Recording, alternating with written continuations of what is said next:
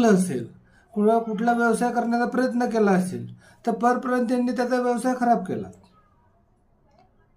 त्याचा व्यवसाय खराब करून नाही काही तर त्याला नवीन नवीन अडचणी उत्पन्न केल्या आणि त्याला सोबतच्या मराठी लोकांचा सपोर्ट नाही भेटला. त्यामुळे त्याचा व्यवसाय गेला. परिणामी आज कंडिशन काय आहे, तुम्ही तुमच्या जरी एरियामध्ये बघितलं तरीही संपूर्ण महाराष्ट्रामध्ये 97% दुकानं हे परप्रांतीयांचे आहे, मराठीचे नाही. आणि व्यवसायामध्ये समृद्धी आहे. आपल्या कुठल्या तरी ग्रंथात मतात कुठल्या तरी ज्येष्ठांनी कुठे म्हटलंय का तुम्हाला नोकर व्हा? मला हे कळत नाही, महाराष्ट्राचे लोक का नोकर बनायला बघतात?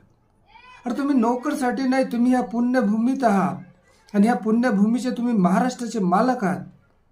मग का नोकर बनताय? मालक बना. कुठेतरी दुकान टाका, छोटं काय होईना पण दुकान टाका, व्यवसाय करा. महिना तुम्ही 5-5, 10-10 वर्ष शिक्षण करतात आणि करून काय करतात, 40,000 रुपये महिन्यात. आणि 40 लाख रुपये बापाचे खर्च केले, त्याचं काय?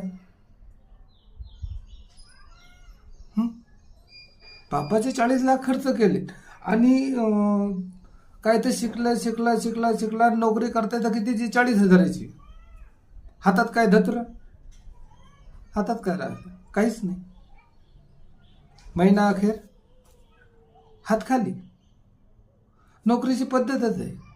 पगार 1 तारखेला येतो, 10 तारखेपर्यंत फुल दिवाळी, 10च्या नंतर होळी, 10 ते 15 होळी, 20 तारखेपर्यंत अक्षय तृतीया आणि 20च्या नंतर 25 तारखेपर्यंत दिवाळी सर्व वाटला.